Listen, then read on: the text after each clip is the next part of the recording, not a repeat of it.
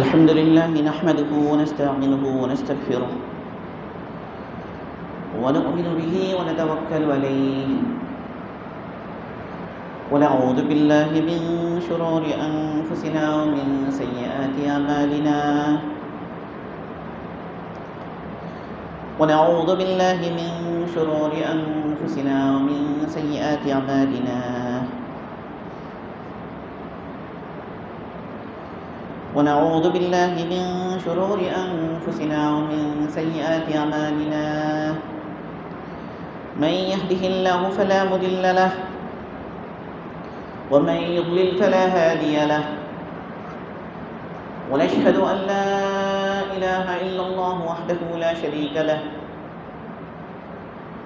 ونشهد أن سيدنا ومولانا محمدا عبده ورسوله صلى الله عليه وعلى آله وأصحابه وبارك وسلم تسليما كثيرا كثيرا أما بعد فأعوذ بالله من الشيطان الرجيم بسم الله الرحمن الرحيم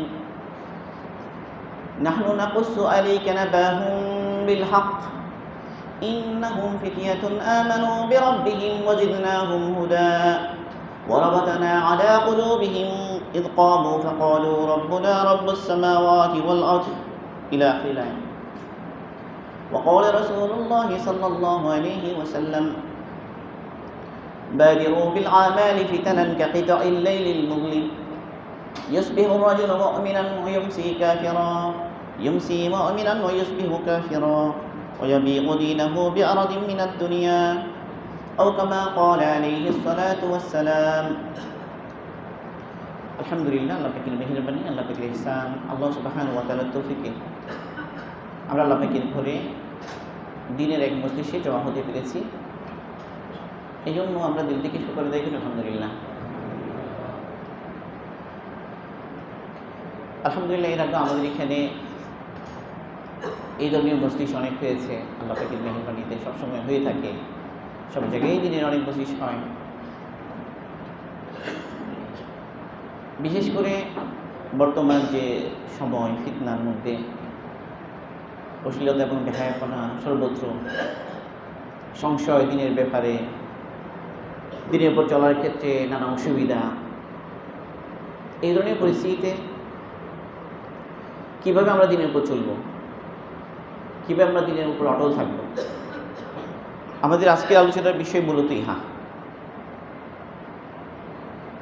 এখন এখানে আমরা বেশিরভাগ জওয়ান, যুবক, শাবাব, যৌবন, ফিতান এবং যৌবন একটার সাথে একটা সম্পর্ক ওতপ্রোতভাবে জড়িত। ফিতান মানে ফিতনা, ফিতনার বহু বচন। আর হলো যৌবন, যৌবন এবং ফিতান একটার সাথে একটা সম্পর্ক খুবই নিবিড়।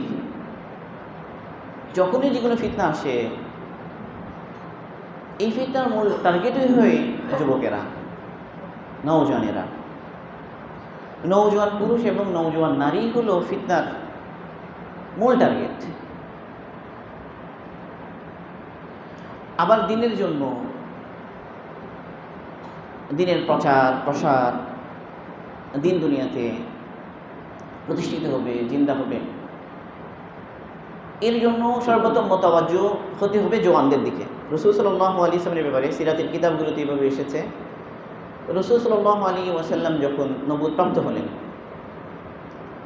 তো আল্লাহ রসুল খুব গুরুত্ব দিয়ে নওজওয়ানদের দিকে মোতাবাজ্জু হলেন, জওয়ানদের দিকে। কোরআনে পাকে আল্লাহ সুবহানাহু ওয়া তাআলা যুবকদের প্রসঙ্গ নানাভাবে এনেছেন, বিভিন্ন ঘটনায়, বিভিন্ন আগের জামানার আম্বিয়া আলাইহিস সালাম, আগের জামানার মুমিনদের বিভিন্ন ঘটনা বলতে গিয়ে আল্লাহ সুবহানাহু ওয়া তাআলা বারবার যুবকদের প্রসঙ্গ এনেছেন। আমরাও খুতবার শুরুতে কোরআনে পাকের এক আলোচিত ঘটনা সূরাতুল কাহফের মধ্যে বর্ণিত হয়েছে, সেখানে কিছু জওয়ানদের ঘটনা আছে। সেই ঘটনার সাথে সম্পর্কিত একটা আয়াত অংশ আমরা তেলাওয়াত করেছি শুরুতে। ফিতনার সময়ে একজন যুবক সে নিজের ঈমান আমলকে হেফাজত করার জন্য কি করণীয়, এর একটা উত্তম দৃষ্টান্ত আছে এই সূরাতে, এই আয়াতগুলোতে।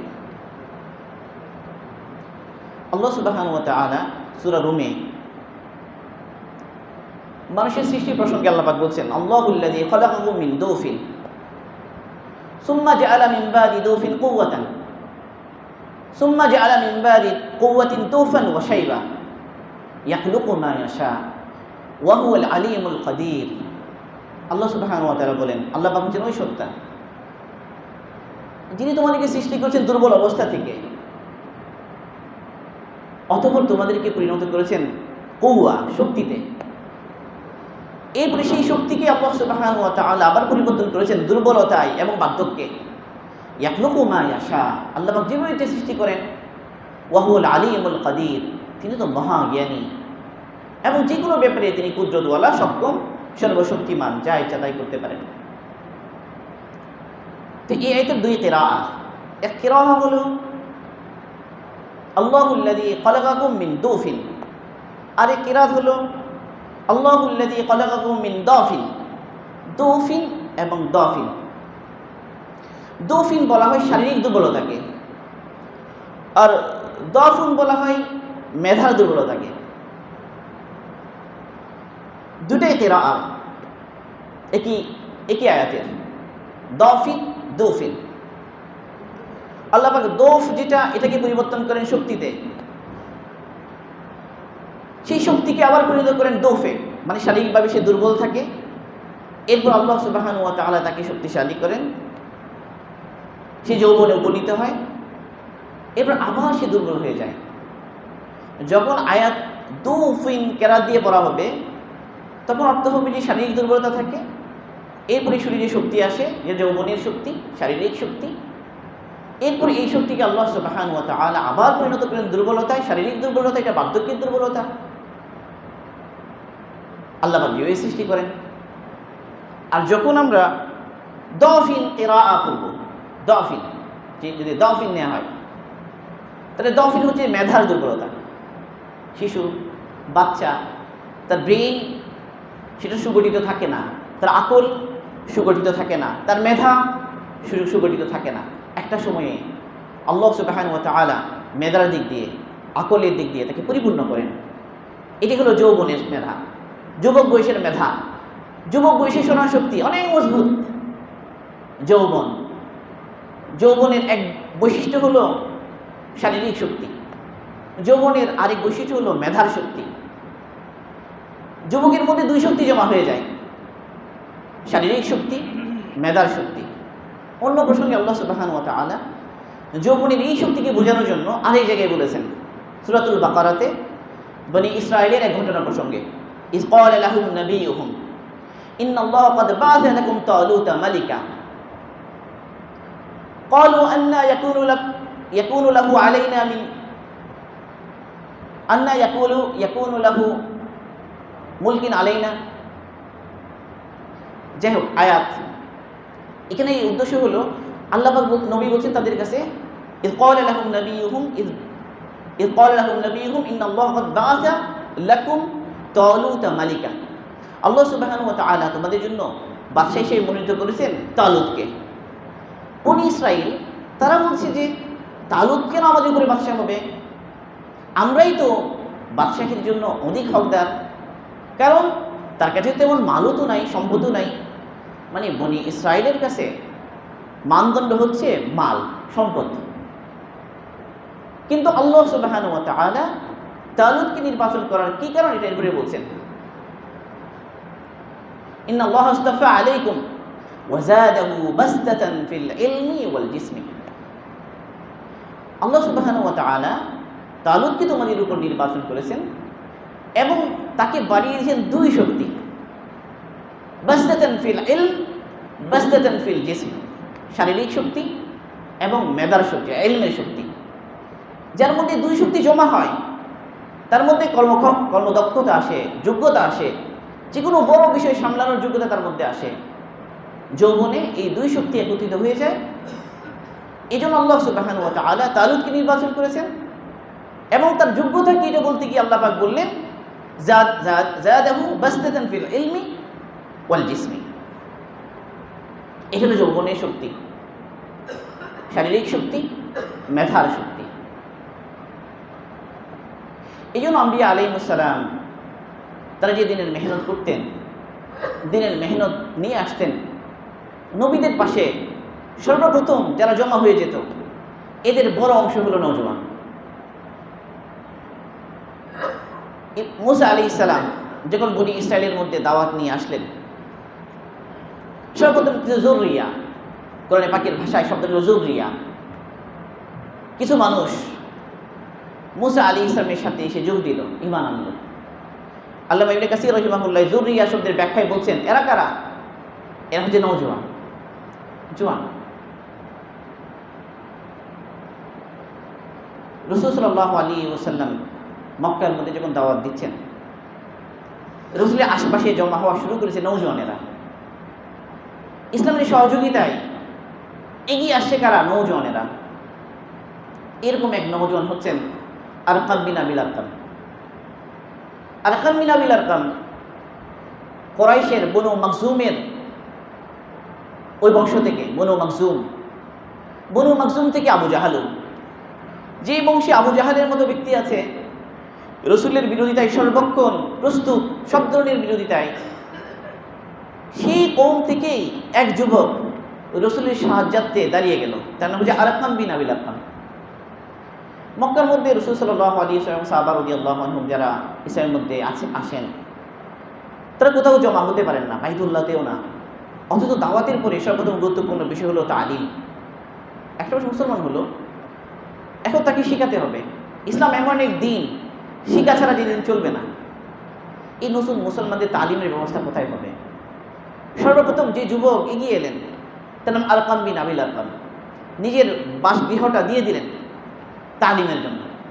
এটা হলো ইসলামের ইতিহাসে প্রথম মাদ্রাসা, দারে আরকাম। আরকাম বিন আবিল আরকামের এই বাসাটা, এই ঘরটা ছিল সাফা পর্বতের ওখানে উপরে। ওখান থেকে রোড, স্ট্রিট উপরে নজর রাখা যেত, দেখা যেত যে কে আসছে, কে যাচ্ছে, এবং খুব সন্তর্পণে, সাবধানে, সতর্কতার সাথে এই ঘরের মধ্যে ঢুকে যাওয়া যেত, সবার চোখ এড়িয়ে। আরকাম বিন আবিল আরকাম রাদিয়াল্লাহু তাআলা আনহু রাসূল সাল্লাল্লাহু আলাইহি ওয়াসাল্লামকে এইভাবে তার নিজের স্বয়ং তার বাসগৃহটা দিয়ে সহযোগিতা করছেন। তখন তার বয়স মাত্র 13, তার বয়স মাত্র 13 বছর বয়স।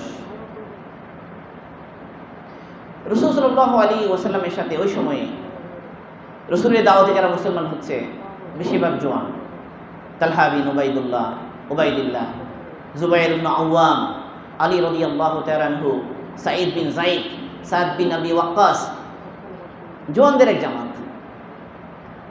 আব্দুল্লাহ ইবনে মাসউদ, সব জওয়ানদের এক জামাত রাসূলের সাথে জমা হচ্ছে। হ্যাঁ, সেখানে আবু বকর আছেন, সেখানে ওমর আছেন, সেখানে আবু উবাইদা ইবনে জাররা আছেন, আব্দুর রহমান বিন আউফ আছেন, একটু বয়স্ক যারা তারাও আছেন, তারা নাই এরকম না, তারাও আসেন। কিন্তু একটা বড় অংশ জওয়ানদের তারা রসুলের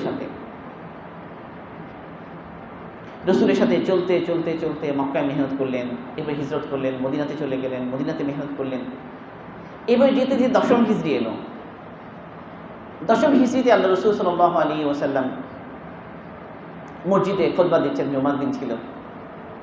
ওই সময় একটু অভাব অনটন ছিল, দুর্ভিক্ষ ছিল হালকা, মদিনাতে একটু খাবারের অভাব ছিল। তো ইয়েমেন থেকে খাবারের রসদ এসেছে, এই কথা শুনেই মসজিদ খালি করে লোকজন চলে গেল ওখানে। মাত্র 10 ব্যক্তি বসা আছে, 10 ব্যক্তি বাইতুল্লাহতে, মাত্র ওখানে মসজিদে নববীতে মাত্র 10 ব্যক্তি বসে আছে রসুলের খুতবা শোনার জন্য।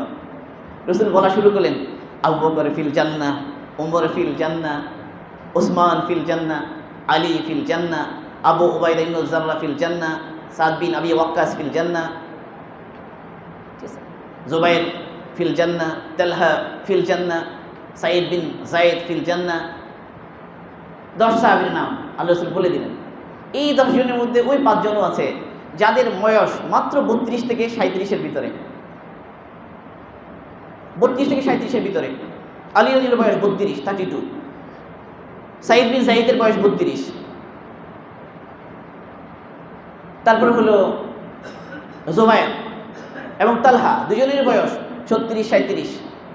সাদ বিন আবি ওয়াক্কাস 36-37। জোয়ান, জোয়ানের পুরো যৌবনই দিয়ে দিয়েছেন দিনের জন্য, ইসলামের জন্য। 40 পার হয় নাই বয়স, আর জান্নাতি সুসংবাদ পেয়ে যাচ্ছেন। আশারা মুবাশশারা, এই 10 জনের মধ্যে 5 জনেরই নওজোয়ান, যাদের জীবনে একটা গুরুত্বপূর্ণ সময় যেটা যৌবন, তারা কাটিয়ে দিয়েছেন দিনের মধ্যে, ইসলামের জন্য, দিনের জন্য। আনসারদের আরেক নওজোয়ান যায়েদ বিন সাবিত রাদিয়াল্লাহু তাআলা আনহু। যায়েদ বিন সাবিত মাত্র 11 বছর বয়স, বদরের জন্য এসে গেলেন। এমন এক তরবারি এনেছেন নিজের শরীর থেকে লম্বা। আল্লাহ রাসূল বললেন, এত ছোট ছেলে তো হবে না, ফেরত পাঠিয়ে দিলেন। খুব কান্না গিয়ে যে আমাকে তো নেওয়া হলো না, বিশাল আফসোস আর পেরেশানি। এইবার তিনি চিন্তা করলেন, আমি রসুলের সন্তুষ্টি কীভাবে লাভ করতে পারি, আমাকে এমন কিছু করতে হবে যেন আমি রসুলের সন্তুষ্টি লাভ করতে পারি, রসুল আমার উপর সন্তুষ্ট হন। তো তিনি কোরআনের পিছনে মেহনত শুরু করলেন। খুব কোরআন যা নাজিল হয় তা শিখতে থাকেন, তা জানতে থাকেন। এক পর্যায়ে রাসূল সাল্লাল্লাহু আলাইহি ওয়াসাল্লাম তাকে এত পছন্দ করলেন, তার এই নিষ্ঠা, তার এই আগ্রহ, তার এই কোরবানি, কোরআনের প্রতি তার এত ভালোবাসা রাসূল দেখে তাকে বললেন, ঠিক আছে, এখন থেকে আমার উপর যে ওহী নাজিল হবে তার তুমিই লিখে রাখবে। তা যায়েদ বিন সাবিত পিচ্ছি ছেলে, বয়স অনেক কম, ওই যে 11 বললাম বদরে, তাহলে আর কত হবে। এভাবে একটা সময় এলো, ওমর বলছেন যে কোরআনের ইলমের ব্যাপারে যদি তোমাদের কারো জিজ্ঞাসা করার থাকে তো যায়েদ বিন সাবিতকে জিজ্ঞাসা করো। এবং যখন আবু বকর সিদ্দিক রাদিয়াল্লাহু আনহুর খেলাফার সময়ে এসে যখন কোরআনকে সংকলনের কথা এলো, পুরো কোরআন এক জায়গায় করতে হবে, এই কাজটার জন্য সবচেয়ে যোগ্যকে দেখা গেল যে এক জওয়ান, তার নাম হল যায়েদ বিন সাবিত রাদিয়াল্লাহু তাআলা। তো ইসলামের ইতিহাসে আমরা দেখি জওয়ানদের দিনের জন্য কোরবানি, দিনের জন্য মেহনতের ক্ষেত্রে কীভাবে তারা এগিয়ে গিয়েছেন, কীভাবে তারা দুনিয়া এবং আখিরাতে সফলতা অর্জন করেছেন। এই জন্য সালফে সালিহিনদের একজন এই কথা বলেছেন, তুমি যদি কোনো জাতির ভবিষ্যৎ দেখতে চাও, তুমি যদি বলে দিতে চাও যে এই জাতির ভবিষ্যতে কী আছে, তাহলে তুমি ওই জাতির জওয়ানদের হালত দেখো, জওয়ানদের আগ্রহ কী এটা দেখো, জওয়ানদের তামান্না কী এটা দেখো, জওয়ানদের ব্যস্ততা কী নিয়ে এটা দেখো, জওয়ানদের ভালোবাসা কোথায় এটা দেখো, কী জন্য জওয়ানের পেরেশানি সেটা দেখো। জওয়ানদের পেরেশানি যে জিনিস নিয়ে, যে অবস্থা এবং যে হালতে তুমি তাদের জওয়ানদেরকে পাবে, তুমি বলে দিতে পারবে সেই অবস্থা দেখেই এই জাতির ভবিষ্যৎ কী। আমাদের আজকের নওজওয়ানের কী নিয়ে চিন্তা, কী পেরেশানি। কোনো নওজওয়ানের পেরেশানি এটা তার কাছে একটা আইফোন নেই, কোনো নওজওয়ানের পেরেশানি এটা তার কাছে একটা বাইক নেই, কোনো নওজওয়ানের পেরেশানি এটা তার কোনো এখনো গার্লফ্রেন্ড হয়নি, কোনো নওজওয়ানের পেরেশানি এটা যে সে কোনো ভালো ইউনিভার্সিটিতে চান্স পায়নি। কোনো নওজওয়ান, এক এক নওজওয়ানের পেরেশানি এক একটা। বেশিরভাগ পেরেশানি হলো জাগতিক কিছু বিষয় নিয়ে, জাগতিক কিছু হালত নিয়ে। জওয়ানদের তামান্না, জওয়ানদের আগ্রহ, জওয়ানদের ভালোবাসা, জওয়ানদের চিন্তা কী নিয়ে? আইফোন নেই, এই জন্য একটা ইমপ্রেশন। বাপ্পাইয়ের কাছে অনবরত প্রেশার ক্রিয়েট করছে যে তার একটা আইফোন নেই, বাপ্পাইয়ের কাছে কন্টিনিউয়াসলি সে চাপ দিচ্ছে তার একটা বাইক নেই। সে 200 কিলোমিটার পার আওয়ার গতিতে হাইওয়েতে গাড়ি নিয়ে ছুটবে। ওই সময় তার মনে হবে যে এর চাইতে বড় সফলতা আর কিছু নেই, আমার চাইতে বড় সফল নওজওয়ান আর কেউ নেই, এই মুহূর্তে আমিই সবচেয়ে সেরা, সবচেয়ে যদি কোনো উঁচু মর্যাদা আমার থাকে আমার। এই হলো এই সময়ের নওজওয়ানদের হালতার অবস্থা। অথচ ইসলাম দিন, আমরা যদি মুসলমান, আমরা যে ইসলাম কবুল করেছি, ইসলামের মতো নিয়ামত আমরা লাভ করেছি, আমাদের মধ্যে হবে আমাদের জজবা, আমাদের ভালোবাসা, আমাদের পছন্দ অপছন্দ, আমাদের জীবনের লক্ষ্য কোন বিষয়টা নিয়ে হওয়া উচিত, কোনটাকে আমি লক্ষ্য মানব। রাসূল সাল্লাল্লাহু আলাইহি ওয়াসাল্লামের এক হাদিস ইমাম তিরমিজি রাহিমাহুল্লাহ তার জামে তিরমিজির মধ্যে এনেছেন। সেই হাদিস আল্লাহ রাসূল ইরশাদ করেন, মান কানাতিল আখিরাতু হাম্মাহু জাআলাল্লাহু গিনাহু ফি কলবিহি ওয়া জামালাহু শামলাহু ওয়া আতাত ইলাইহি দুনিয়া ওয়া হিয়া রাগিমা ওয়া মান কানাতিদ দুনিয়া হাম্মাহু জাআলাল্লাহু ফাকরাহু বাইনা আইনাইহি ওয়া ফাররাকা লাহু শামলাহু ওয়া লাম ইয়াতিহি দুনিয়া ইল্লা মা কুদ্দিরা লাহু আও কামা ক্বালা আলাইহিস সালাতু ওয়াস সালাম। রাসূল সাল্লাল্লাহু আলাইহি ওয়াসাল্লাম ইরশাদ করেন, ওই ব্যক্তি যার পেরেশানির বস্তু হয় আখিরাত, আল্লাহ সুবহানাহু ওয়া তাআলা তার অন্তরকে ধনী বানিয়ে দেন, তার বিক্ষিপ্ত বিষয়গুলোকে একত্রিত করে দেন এবং দুনিয়া অপদস্থ হয়ে তার নিকটে হাজির হয়, দুনিয়া অপদস্থ হয়ে লাঞ্ছিত হয়ে তার নিকট চলে আসে। আর যেই ব্যক্তির চিন্তা এবং পেরেশানির বস্তু হয় দুনিয়া, আল্লাহ সুবহানাহু ওয়া তাআলা তার দুই চোখের সামনে অভাবকে রেখে দেন, অভাব অনটন ছাড়া সে আর কিছুই দেখে না। তার একত্রিত জিনিসকে আল্লাহ পাক বিক্ষিপ্ত করে দেন, সব এলোমেলো করে দেন, সব বিশ্রী করে দেন, সব সংকীর্ণ করে দেন তার জন্য। ওয়ালাম ইয়াতিহি দুনিয়া ইল্লা মা কুদ্দিরা লাহু, তার জন্য এরপর দুনিয়া অতটুকুই আসে যতটুকু তার তকদিরে আসে, যতটুকু তকদিরে তার থাকার কথা, আসার কথা, কেবল ততটুকুই আসে, এর বেশি সে কিছুই পায় না। তাহলে আমার সামনে আমার লক্ষ্যকে ঠিক করা দরকার। আমার পেরেশানির বস্তু কী হওয়া উচিত, আমার ভালোবাসা কোন জিনিসের সাথে হওয়া উচিত, এটা ঠিক করা দরকার। আমরা জামানায় আছি এখন, হাদিসের পরিভাষায় যে জামানার নাম হলো আইয়ামুল ফিতান, ফিতনার জামানা। আলী রাদিয়াল্লাহু, ওমর ফারুক রাদিয়াল্লাহু তাআলা আনহু, উনি একদিন ওনার মজলিসে জিজ্ঞাসা করছেন, এই হাদিস বর্ণনা করছেন হুযায়ফা রাদিয়াল্লাহু তাআলা আনহু। রাসূল সাল্লাল্লাহু আলাইহি ওয়াসাল্লামের গোপন বিষয়গুলো যাকে রাসূল বলতেন, হুযায়ফা রাদিয়াল্লাহু তাআলা আনহু তিনি বলছেন, বাইনা নাহনু ইনদা উমর রাদিয়াল্লাহু তাআলা আনহু ওয়া হুয়া ইয়াসআলু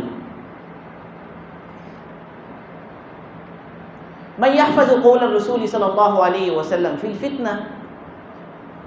ওমর রাদিয়াল্লাহুর কাছে আমরা ছিলাম, তিনি আমাদেরকে জিজ্ঞাসা করলেন, তোমাদের মধ্যে কি আছে যে রাসূল সাল্লাল্লাহু আলাইহি ওয়াসাল্লামের ফিতনা সম্পর্কিত হাদিসগুলো জানে? লোকেরা বলল, সামিনাহু, আমরা তো ওই সমস্ত ফিতনার কথা শুনেছি। ফিতনাতুর রাজুলি ফি আহলিহি ওয়া মালিহি ওয়া জারিহি, একটা মানুষের ফিতনা পরীক্ষা তার আওলাদদের নিয়ে, তার সংসার নিয়ে, তার প্রতিবেশীদেরকে নিয়ে, তার সম্পত্তি নিয়ে, এগুলো তো আমরা শুনেছি। তুকাফফারু বিস-সালাহ ওয়া সিয়াম, যেগুলো কাফফারা হয়ে যাবে সালাতের দ্বারা, সিয়ামের দ্বারা। ওমর রাদিয়াল্লাহু বললেন যে লা ওয়ালাকিন্নাল ফিতান আল্লাতী তামুজু বিমাউজিল বাহর। ওমর বললেন যে আরে না, আমি তো এই সমস্ত ফিতনার কথা জিজ্ঞেস করছি না।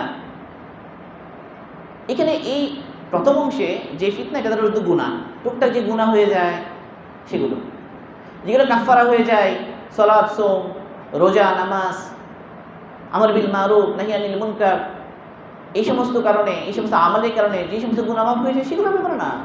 আমি তো ওই সমস্ত ফিতনা সম্পর্কে জিজ্ঞাসা করছি যেই ফিতনাগুলো আসবে তামুজু কামাউজিল বাহার। তামুজু কামাউজিল বাহার মানে হলো সমুদ্রের মধ্যে যখন ঢেউ ওঠে, ঢেউ আসে, বিক্ষুব্ধ সমুদ্রে যখন ঢেউ আসে, ঢেউ যেভাবে একটার পরে একটা কোলে আসতে পড়ে, ঠিক সেইভাবে এই উম্মার সামনে ফিতনা আসতে থাকবে।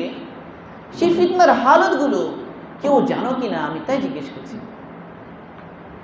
হুযায়ফা রাদিয়াল্লাহু বললেন, হ্যাঁ, আমি তো সেই সমস্ত হাদিসগুলো মুখস্থ করে রেখেছি। ওমর বললেন যে হুযায়ফা, তুমি তো সেই ব্যক্তি, যোগ্য ব্যক্তি যে রাসূল সাল্লাল্লাহু আলাইহি ওয়াসাল্লাম এই সমস্ত হাদিসগুলো জমা করতে পারবে। এখন হুযায়ফা রাদিয়াল্লাহু তাআলা হাদিস শোনানো শুরু করলেন। তুরাদুল ফিতানু আলাল কুলুবি কাল হাসির উদান উদা ফাআইয়ু কলবিন উশিবাহা নুকিতাত ফীহি নুকতাতুন সাউদা ওয়া আইয়ু কলবিন আনকারাহা নুকিতাত ফীহি নুকতাতুন বাইদা হাত্তা ইয়াসিরা আলা কলবাইন আবিয়াদা কাসফা লা তাদুরুহু ফিতনাতুম মা দামাতিস সামাওয়াতু ওয়াল আরদ ওয়াল আখিরু আসওয়াদা মিরবাদান কাল কুদি মুজকিয়ান লা ইয়ারিফু মারুফান ওয়া লা ইউনকিরু মুনকারা আও কামা ক্বালা আলাইহিস সালাতু ওয়াস সালাম। হুযায়ফা বললেন, হে আমিরুল মুমিনিন, রাসূল সাল্লাল্লাহু আলাইহি ওয়াসাল্লামের মুখে আমি এইভাবে শুনেছি, আর রাসূল বলছেন, তুরাদুল ফিতানু আলাল কুলুবি কাল হাসিরি উদান উদা। মানুষের অন্তরের উপরে ফিতনা অবতরণ করবে ওইভাবে যেভাবে মাদুর বানানো হয়। মাদুর বানানোর সময়ে ওই যে ব্যাথ একটা লাগানো হয়, এরপরে এর সাথে আরেকটা লাগানো হয়, এর সাথে আরেকটা লাগানো হয়, এইভাবে মাদুর তৈরি করার সময় যেভাবে একটার পরে একটা লাগতে থাকে, ঠিক তেমনি এই উম্মার প্রতিটি ব্যক্তির সামনে ফিতনা আসতেই থাকবে, আসতেই থাকবে। ফিতনা যখন আসা শুরু হবে, তো অন্তরগুলো দুই ধরনের হবে। এক ধরনের অন্তর হবে এমন, প্রতিটি ফিতনাকেই সে কবুল করতে থাকবে। ফাআইয়ু কলবিন উশরিবাহা নুকিতাত ফিহি নুকতাতুন সাউদা, যে অন্তর সে ফিতনাকে কবুল করবে তার অন্তরে একটা কালো দাগ পড়ে যাবে। ওয়া আইয়ু কলবিন আনকারাহা নুকিতাত ফিহি নুকতাতুন বাইদা, আর যে অন্তর সে ফিতনাকে অস্বীকার করবে তার অন্তরে একটা সাদা দাগ পড়ে যাবে। হাত্তা ইয়াসিরা আলা কলবাইন, ফলে অবশেষে অন্তরগুলো দুই রকম হয়ে যাবে। আবিয়াদু কাসসাফা, এক ধরনের অন্তর হবে মরমর পাথরের মতো সাদা। লা তাদুরুহু ফিতনাতুম মা দামাতিস সামাওয়াতু ওয়াল আরদ, আসমান জমিন যতদিন বাকি থাকবে কোনো ফিতনা এই অন্তর ওয়ালাদেরকে গুমরাহ করতে পারবে না, পথভ্রষ্ট করতে পারবে না। আর আরেক অবস্থা হবে কাদের? আসওয়াদা মিরবাদান, কুচকুচে কালো হবে কিছু অন্তর। লা ইয়ারিফু মারুফান ওয়া লা ইউনকিরু মুনকারা, যে অন্তরের মধ্যে এই যোগ্যতা থাকবে না ভালো এবং মন্দ পার্থক্য করার, কোনটা ভালো কোনটা মন্দ সে বুঝবে না ওই অন্তর, বরং তার মনে যা চায় তাই সে করতে থাকবে। রাসূল সাল্লাল্লাহু আলাইহি ওয়াসাল্লাম একদিন তাঁবুতে ছিলেন সাহাবাদের সাথে, এক জায়গায় অনেকগুলো তাঁবু। রাসূল সাল্লাল্লাহু আলাইহি ওয়াসাল্লাম তাঁবু থেকে বের হয়ে আসলেন। ইমাম বুখারী রাহিমাহুল্লাহ হাদিস বর্ণনা করেছেন, রাসূল তাঁবু থেকে বের হয়ে আসলেন, এসে বললেন, হাল তারাউনা মা আরা, তোমরা কি ওই জিনিস দেখছো যা আমি দেখছি? সাহাবারা বললেন, লা ইয়া রাসূলুল্লাহ, হে আল্লাহর রাসূল আমরা তো দেখছি না। আল্লাহর রাসূল বললেন, ফাইন্নী লা আরা মাওয়াকিয়াল ফিতানি খিলালা বুয়ুতিকুম কামাওয়াকিল মাতার। আল্লাহর রাসূল সাল্লাল্লাহু আলাইহি ওয়াসাল্লাম বললেন, আমি তো দেখছি তোমাদের বৃষ্টি তোমাদের ছাদের মধ্যে যেমন বৃষ্টি নাজিল হয়, মুষলধারে বৃষ্টি পড়ে ছাদের মধ্যে বৃষ্টি নাজিল হয়, বৃষ্টি যেভাবে নাজিল হতে থাকে আমি দেখছি ঠিক ওইভাবে তোমাদের উপর ফিতনা অবতরণ করছে, ফিতনা নাজিল হচ্ছে। তো ফিতনা যে আসবে এইভাবে রাসূলের অনেক হাদিস, প্রায় সিহাসিতার কিতাবগুলোতে আবওয়াবুল ফিতান আছে, কিতাবুল ফিতান আছে, ফিতনা অধ্যায়। ফিতনা অধ্যায়ের মধ্যে অনেক হাদিস রাসূলের শুরু এমনভাবে, সাতাকুনুল ফিতান সাতাকুনুল ফিতান সাতাকুনুল ফিতান, ফিতনা আসবে ফিতনা আসবে ফিতনা আসবে। মুহাম্মদুর রাসূলুল্লাহ সাল্লাল্লাহু আলাইহি ওয়াসাল্লাম সাদিকুল মাসদুক যখন বলেন ফিতনা আসবে, বলেন তো ফিতনা কি না আসে পারে? মুহাম্মদুর রাসূলুল্লাহ যখন বলেন যে ফিতনা আসবে, তখন অবশ্যই ফিতনা আসবে। এটাকে ঠেকানোর, এটাকে এড়ানোর কোনো উপায় নেই, আসবেই। কিন্তু আমাকে ভাবতে হবে, এক হলো আমি শাবাব জোয়ান, দুই হলো আমি আইয়ামুল ফিতরের মধ্যে এসেছি, তিন হলো আমার দিনের পুঁজি বড় অল্প। এই অবস্থায় ফিতনার মধ্যে টিকে থাকার জন্য আমার কি করণীয়, এটা অনেক গুরুত্বপূর্ণ। এই করণীয় আমি কোথায় তালাশ করব? আমাকে আবার ফিরে যেতে হবে মুহাম্মদুর রাসূলুল্লাহ সাল্লাল্লাহু আলাইহি ওয়াসাল্লামের কাছে, আমাকে ফিরে যেতে হবে রাসূলের কাছে। রাসূল সাল্লাল্লাহু আলাইহি ওয়াসাল্লাম তিনি বলেন, ইন্নামা আনা লাকুম বিমানজিলাতিল ওয়ালিদ উআল্লিমুকুম। রাসূল বললেন, দেখো আমি হচ্ছি তোমাদের মতো মেহেরবান পিতার মতো, যে পিতা তার সন্তানকে অনেক বেশি ভালোবাসে, যে পিতা সর্বক্ষণ নিজের সন্তানের কল্যাণ কামনায় পেরেশান, আমি তোমাদের জন্য হচ্ছি পিতার মতো। ইন্নামা আনা লাকুম বিমানজিলাতিল ওয়ালিদি উআল্লিমুকুম, আমি তোমাদেরকে শিখাই, যা দরকার হয় সব শিখাই। রাসূল কি শিখান? রাসূল শিখান কেমনি ইস্তিনজা করতে হয়, রাসূল শিখান কেমনে খেতে হয়, রাসূল শিখান কেমনে ঘুমাতে হয়, সব শিখান। তাহলে সেই রাসূল ফিতনা আসবে এভাবে বলবেন, আর সেই ফিতনা থেকে বাঁচার জন্য কোনো প্রেসক্রিপশন দিবেন না, এটা কি হতে পারে? হতেই পারে না। তাহলে আমাদেরকে ওই সমস্ত হাদিসের দিকে নজর দিতে হবে, যেই সমস্ত হাদিসে রাসূল সাল্লাল্লাহু আলাইহি ওয়াসাল্লাম ফিতনার মধ্যে টিকে থাকার জন্য দিনের উপরে প্রয়োজনীয় দিক নির্দেশনা দিয়েছেন, আমাদের জানতে হবে সেই হাদিসগুলোতে আল্লাহ রাসূল কী বলেছেন। এরকমই এক হাদিস ফাজাইলে কোরআনের মধ্যে ইমাম তিরমিজি এনেছেন, মিশকাতুল মাসাবির মধ্যেও ফাজাইলে কোরআনের মধ্যে হাদিস এসেছে। রিওয়ায়াত করছেন আলী রাদিয়াল্লাহু তাআলা আনহু, তিনি বলছেন, সামিতু রাসূলুল্লাহ সাল্লাল্লাহু আলাইহি ওয়াসাল্লাম ইয়াকুল সাতাকুনুল ফিতান। ওই আবার একই কথা, আমি রাসূল সাল্লাল্লাহু আলাইহি ওয়াসাল্লাম কি কথা বলতে শুনেছি, ফিতনা আসবে। তিনি আলী রাদিয়াল্লাহু তাআলা আনহু ইলমের ব্যাপারে, দ্বীনের ব্যাপারে জানার জন্য আগ্রহ, যার মধ্যে অনেক বেশি তলব। এই ধরনের একটা হাদিস আল্লাহ রাসূল বলবেন, এই ধরনের একটা কন্ডিশনের কথা আলী রাদিয়াল্লাহু সামনে আল্লাহ রাসূল বলবেন, আর আলী রাদিয়াল্লাহু আনহু প্রশ্ন করবেন না, এটা হতে পারে না। আল্লাহ রাসূল বললেন, মাল মাখরাজ ইয়া রাসূলুল্লাহ, হে আল্লাহর রাসূল, ফিতনা থেকে বাঁচার রাস্তা কি? সাতাকুনুল ফিতান, কিন্তু মাল মাখরাজ? আল্লাহ রাসূল বলা শুরু করলেন, কিতাবুল্লাহ ফিহি নাবাউ মান ক্বাবলাকুম ওয়া ক্বাবরু মা বা'দাকুম ওয়া হুকমু মা বাইনাকুম হুয়াল ফাজলু লাইসা বিল হাজলি মান তারাকাহু বিজাব্বারিন কাসামাহুল্লাহ ওয়া মান ইবতাগাল হুদা ফি গায়রিহি আদাল্লাহুল্লাহ ওয়া হাবলুল্লাহিল মাতিন ওয়াদ যিকরুল হাকীম ওয়াস সিরাতুল মুস্তাকিম হুয়াল্লাযী লা তুযীগু বিহিল আহওয়া ওয়া লা ইয়ালতাবিসু বিহিল আলসিনা ওয়া লা তাশবাউ মিনহুল উলামা ওয়া লা তানকাতি আজাইবুহু ওয়া লা ইয়াকলাকু বিকাসরাতির রাদ মান ক্বালা বিহি সাদাকা ওয়া মান হাকামা বিহি আদালা ওয়া মান আমিলা বিহি উজরা ওয়া মান দাআ ইলাইহি হুদিয়া ইলা সিরাতিল মুস্তাকিম আও কামা ক্বালা আলাইহিস সালাতু ওয়াস সালাম। রাসূল বললেন যে আলী, ফিতনাতে বাঁচার জন্য হাতিয়ার হলো কোরআন, বাঁচার উপকরণ অবলম্বন হলো কোরআন, কিতাবুল্লাহ। কারণ তাতে আছে নাবাউ মান ক্বাবলাকুম, তোমাদের পূর্বে যারা চলে গিয়েছে তাদের ঘটনা বর্ণনা করতে গিয়ে আল্লাহ সুবহানাহু ওয়া তাআলা এমন সব ইশারা ওখানে দিয়ে রেখেছেন, এমন কিছু নির্দেশনা, গাইডলাইন দিয়ে রেখেছেন, তুমি যদি খুঁজে ওই গাইডলাইনগুলো নিয়ে নাও, তাহলে তোমার জন্য সহজ হবে ফিতনা থেকে বাঁচা। সেই কোরআনের মধ্যে রয়ে গেছে ওই সমস্ত খবর, সংবাদ যা সামনে ঘটবে, সামনে কি হবে সে ব্যাপারে বর্ণনা, মওতের পরে কি হবে সে ব্যাপারে বর্ণনা, তোমাদের পরস্পরের মধ্যে বিভিন্ন ব্যাপারে ফায়সালা কি হবে, হুকুম কি হবে, বিধান কি হবে তার বর্ণনা। এই কিতাব মুফাসসাল, সুস্পষ্ট পার্থক্যকারী, লাইসা বিল হাজাল। এই কিতাব যে তরক করবে অহংকারের কারণে, এই কিতাবকে অবহেলা করবে অহংকারের কারণে, কসমাহুল্লাহ, আল্লাহ পাক তাকে বিলীন করে দেবেন। যে এই কিতাব ব্যতীত অন্য জায়গায় হেদায়েত তালাশ করবে, আদাল্লাহুল্লাহ, আল্লাহ পাকে গোমরা করে দিবেন। কারণ এটা তো হাবলুল্লাহিল মাতিন, আল্লাহ পাকের শক্তিশালী রজ্জু, ওয়াদ যিকরুল হাকীম, হিকমতপূর্ণ উপদেশ, ওয়াস সিরাতুল মুস্তাকিম, সরল পথ। এটা এমন একটা কিতাব, কোনো আহওয়া, নফসানিয়ত এটার মধ্যে বিকৃতি সাধন করতে পারবে না। কোনো জবান এই কোরআন পড়তে গিয়ে এটার শব্দগুলোকে এলোমেলো করে ফেলতে পারবে না। আলেমগণ এই কিতাব থেকে ফায়দা নিতেই থাকবেন, কিন্তু ক্লান্ত হবেন না, তৃপ্ত হবেন না, পরিতৃপ্ত হবেন না, আরো চায়।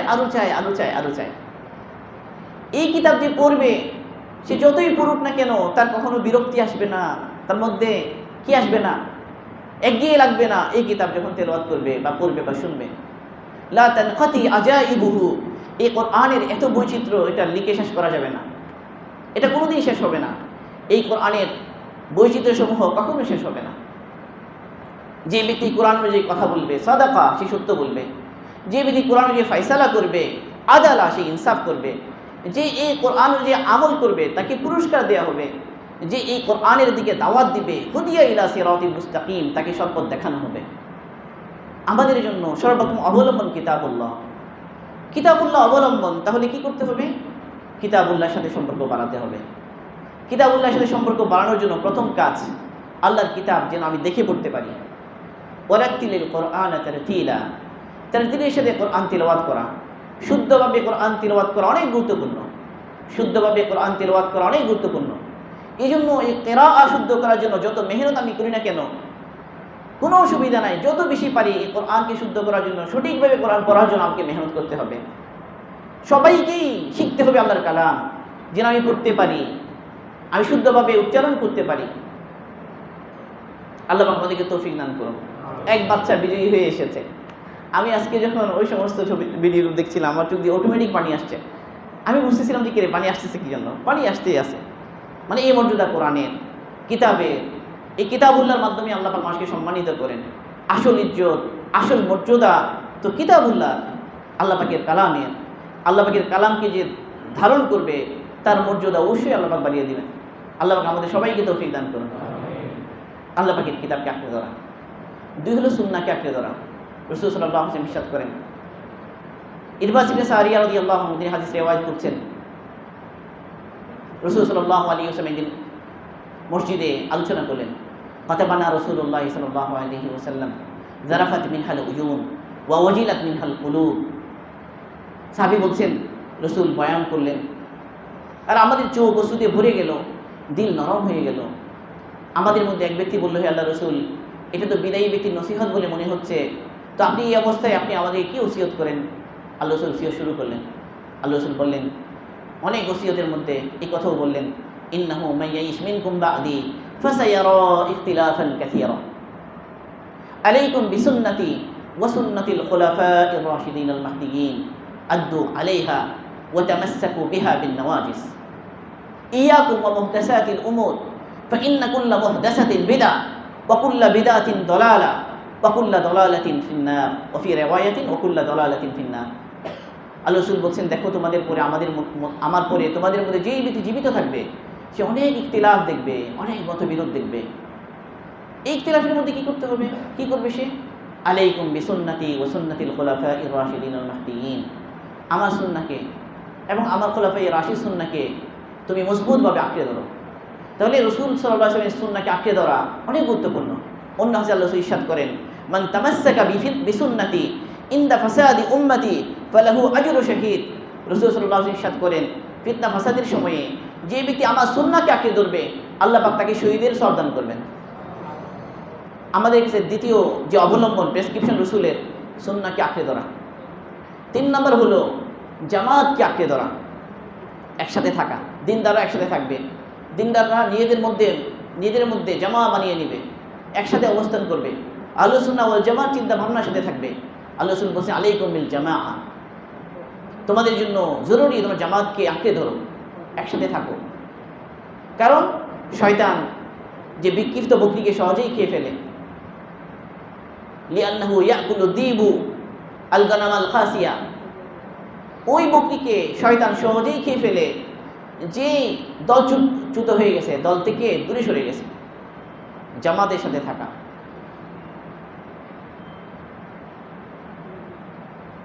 4 নম্বর হলো লুজুমুল উলামা, উলামাদেরকে আঁকড়ে ধরা, উলামাদের সাথে থাকা। হাসান বসরি রাহিমাহুল্লাহ তিনিও বলেছেন, মুতারিফ ইবনে আব্দুল্লাহ রাহিমাহুল্লাহ তিনিও বলেছেন, মুতারিফ আব্দুল্লাহ উনি বলছেন, ইন্নাল ফিতনাতা ইদা আকবালাত তাশাব্বাহাত ওয়া ইদা আদবারাত তাবায়্যানাত। কোন ফিতনা যখন আসে তাশাব্বাহাত, সেই ফিতনাটা হকের রূপ ধরে আসে, দেখলে মনে হয় হক, দেখলে মনে হয় ঠিক। ওয়া ইদা আদবারাত, আর কোনো ফিতনা যখন যাওয়ার সময় হয়ে যায় তাবায়্যানাত, সুস্পষ্ট হয়ে যায়, সবাই বুঝে এটা ফিতনা, এটা ফিতনা, সবাই বুঝতে পারে। প্রথমে সবাই বুঝতে পারে না। ওয়া ইয়াক্তারু বিহা কাসীরুম মিনান নাস, প্রথম অবস্থায় যখন তাশাব্বাহাত হয় অনেক মানুষ এই ফিতনার মধ্যে পড়ে যায়। লা ইয়ারিফুহা ইল্লাল উলামা, এই অবস্থায় ফিতনা কেবল উলামাগুলোই, যাদের কাছে দ্বীনের গভীর ইলম আছে, তাফাক্কুহ ফিদ্দীন যারা হাসিল করেছেন, রুসুখ ফিল ইলম যাদের মধ্যে আছে, ইলমের চর্চার মধ্যে যারা সময় দেন, পড়ানো, দারস তাদরিসের মধ্যে, গবেষণার মধ্যে, কোরআন এবং সুন্নাহ নিয়ে নিরন্তর প্রচেষ্টা যারা চালিয়ে যান, উলামা, একদল এক জামাত সবসময় এই কাজে আছেন, তারাই বুঝতে পারেন কোনটা ফিতনা, তার সাথে সাথে বলে দেন এটা ফিতনা। তো ফিতনা থেকে বাঁচার জন্য এক অবলম্বন হলো লুজুমুল উলামা, উলামাদেরকে আঁকড়ে ধরো। উলামা, আমি কারো কাছে দিন নিতে চাই, কারো কাছ থেকে আমি হক কবুল করতে চাই, কারো কাছ থেকে আমার নসিহা নেওয়া দরকার আছে, কারোর সঙ্গে স্পর্শ থেকে আমি উপকার হাসিল করতে চাই, আমার দেখতে হবে তিনি যথাযথভাবে নির্ভরযোগ্য উলামাদের কাছ থেকে ইলম শিখেছেন কিনা। খুব গুরুত্বপূর্ণ। আল্লামা শাতিবী রাহিমাহুল্লাহ ওনার 2 অসাধারণ কিতাব, আল মুওয়াফাকাত, আল ইতিসাম, 2 অসাধারণ কিতাব। আল মুওয়াফাকাতের মধ্যে শাতিবী রাহিমাহুল্লাহ বলেন, ইন্নাল ইলমা কানাত ফি সুদুরির রিজাল সুম্মা ইনতাকালা ইলাল কুতুব ওয়া সারাত মাফাতিহুহু বিআইদির রিজাল। ইলম যেটা, এটা ছিল উলামাদের সিনায়, এরপর এটা স্থানান্তরিত হয়েছে কিতাবে। কিন্তু এই কিতাবগুলো থেকে উপকৃত হওয়ার জন্য চাবি যেটা ইলমের, এখনও সেটা ওলামাদের হাতে রয়ে গিয়েছে। তার মানে তুমি ওলামাদেরকে উপেক্ষা করে, ওলামাদেরকে বাদ দিয়ে কীভাবে ইলম পাবে? হতেই পারে না। তো ইলম পাওয়ার জন্য, হক বোঝার জন্য, ফিতনাদেরকে দিকে বাঁচানোর জন্য ওলামাদেরকে আঁকড়ে ধরা, এর কোনো বিকল্প আমাদের সামনে নেই। এই হলো 4টা বিষয় বললাম। 5 নম্বর হলো আল মুবাদারাতু বিল আমাল, আমালের পরিবেশে থাকা, আমালের মধ্যে থাকা। আবু হুরায়রা রাদিয়াল্লাহু তাআলা এই হাদিস বর্ণনা করছেন। ইমাম মুসলিম রাহিমাহুল্লাহ এই হাদিসে তার সাহিহর মধ্যে এনেছেন।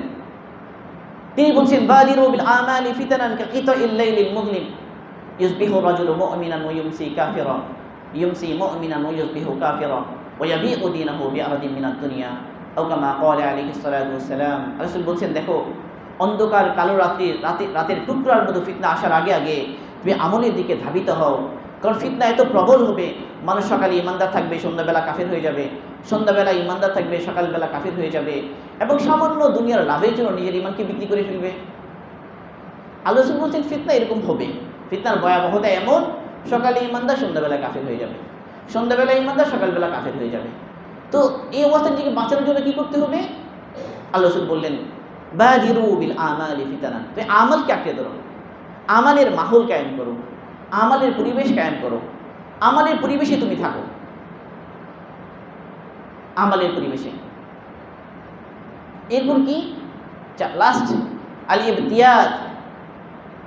ইবতিয়াদ মিন মাওয়াকিল ফিতান, যেখানে ফিতনা নাজিল হয়, যেখানে মানুষ ফিতনায় পড়ে যায়, সেই জায়গাগুলো থেকে দূরত্ব অবলম্বন করা, দূরে থাকা, ফিতনা থেকে দৌড় লাগানো, যেরকম দৌড় লাগিয়েছেন ইউসুফ আলাইহিস সালাম। এই ধরনের ফিতনার পরিবেশে আমাদেরকে ইউনিভার্সিটিতে পড়তে হবে, এই ধরনের ফিতনার পরিবেশে আমাদেরকে কলেজে পড়তে হবে। আমাদের আশপাশে 2 ধরনের ফিতনা আমরা পাবো। এক ধরনের ফিতনা কেবল সংশয় সৃষ্টি করবে, আরেক ধরনের ফিতনা আমাদের শাহওয়াতকে উস্কে দিবে।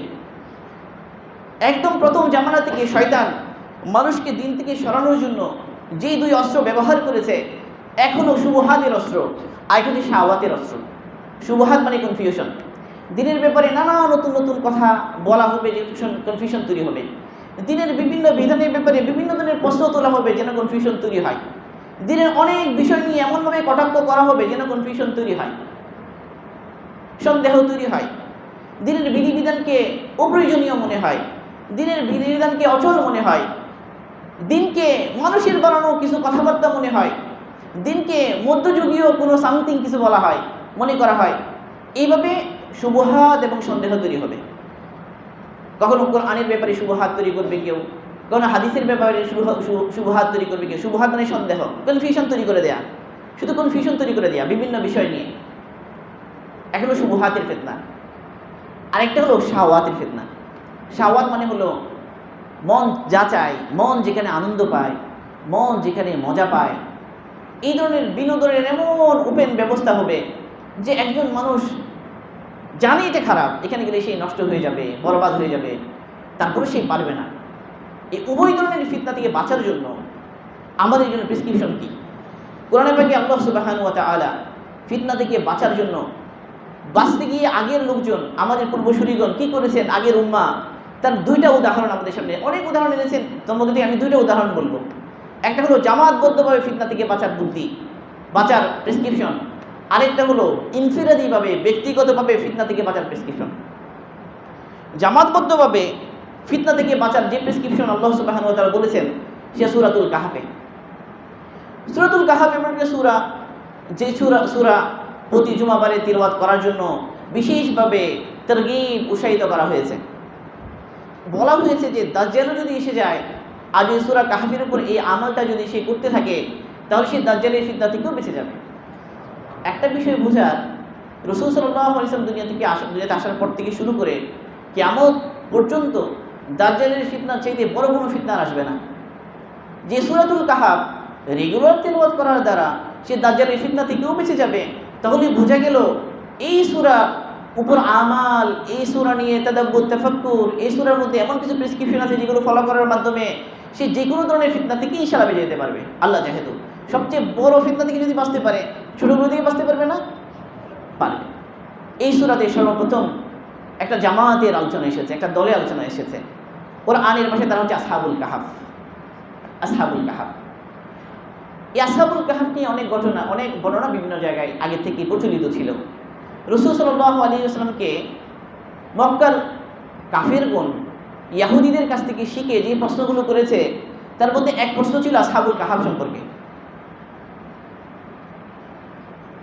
তারা বলেছে, জিজ্ঞাসা করছে আল্লাহ রাসূলকে, আল্লাহ পাক কোরআনে পাকের মধ্যে এই ঘটনা বিস্তারিত বলছেন, নাহনু নাকুসু আলাইকা নাবাহুম বিল হক ইন্নাহুম ফিতিয়াতুন আমানু বিরাব্বিহিম ওয়াজিদনাহুম হুদা ওয়া রাবাতনা আলা কুলুবিহিম ইয ক্বামু ফাকালু রাব্বুনা রাব্বুস সামাওয়াতি ওয়াল আরদ লান নাদউয়া মিন দুনিহি ইলাহান লাকাদ কুলনা ইযান শাতাতা হাউলা'i কওমুন ইত্তাখাযু মিন দুনিহি আলিহা ওয়ালাউলা ইয়াতুনা আলাইহিম বিসুলতানিন বাইয়িন ফামান আযলামু মিম্মান ইফতারা আলা আল্লাহি কাযিবা وإذ اعتزلتموهم وما يعبدون إلا الله فأووا إلى الكهف ينشر لكم ربكم من رحمته ويهيئ لكم من أمركم مرفقا।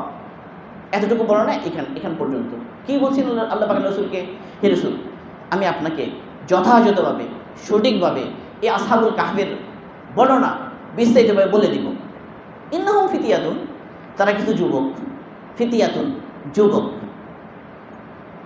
ইন্নাহুম ফিতিয়াতুন আমানু বিরাব্বিহিম ওয়াজিদনাহুম হুদা, তারা কিছু যুবক, তারা আল্লাহ পাকের উপর ঈমান এনেছে। ঈমান এনেই কি তারা বসে থেকেছে? না, তারা ঈমানের উপর অটল থাকার জন্য এমন চেষ্টা করেছে, ওয়াজিদনাহুম হুদা, আমি তাদের হেদায়েতকে বাড়িয়ে দিয়েছি। ওয়াজিদনাহুম হুদা তারা বোঝা গেল শুধু ঈমান আনা পর্যন্ত তাদের কাজ ছিল না, ঈমান আনার পরে ঈমানকে তারা লালন করেছে, ঈমানকে মজবুত রাখার জন্য তারা মেহনত করেছে, ঈমান হেফাজত করার জন্য তারা চেষ্টা চালিয়েছে।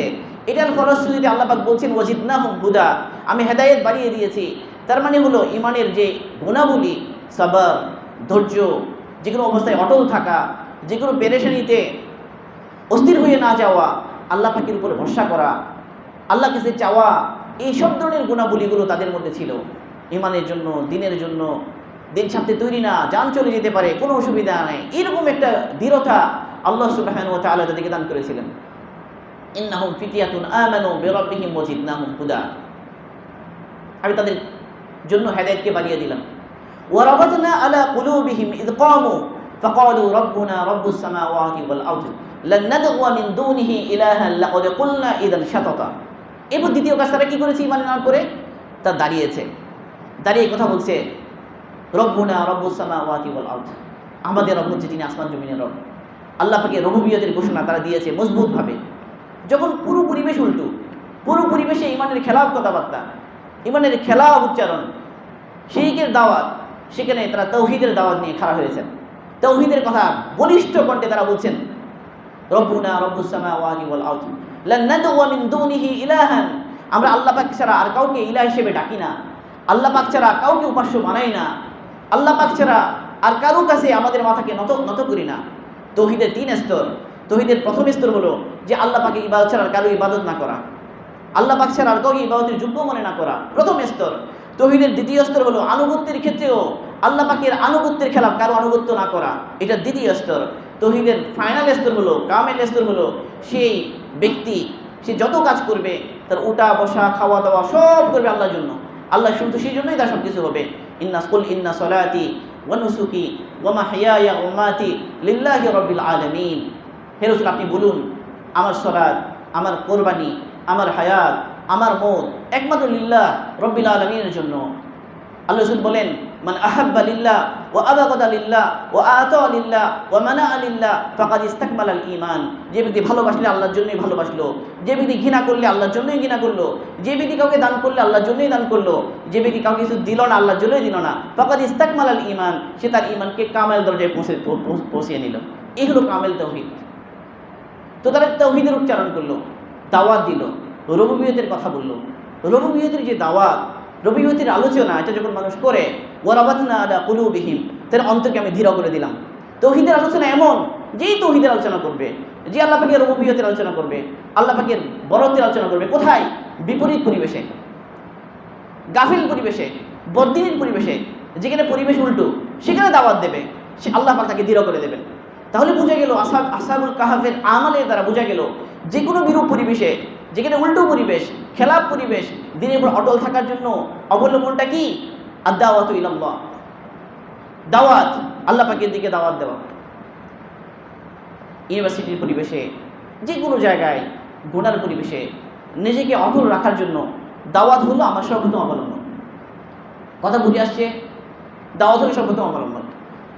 শুধু দাওয়াত দিয়ে কি হয়ে যাবে? না, তারা আরো কিছু কাজ করেছে। তারা কি করেছে এরপরে? ওয়াইজি ইতাযালতুমুহুম, অথবা তোমরা যখন আলাদা হয়ে গেলে তাদের থেকে, এই আলাদা অবস্থান করা জরুরি।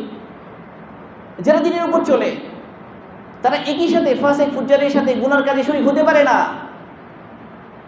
যারা থেকে আলাদা হয়ে চলতে হয়, আলাদা আমাল তৈরি করতে হয়, আমলের আলাদা পরিবেশ তৈরি করতে হয়।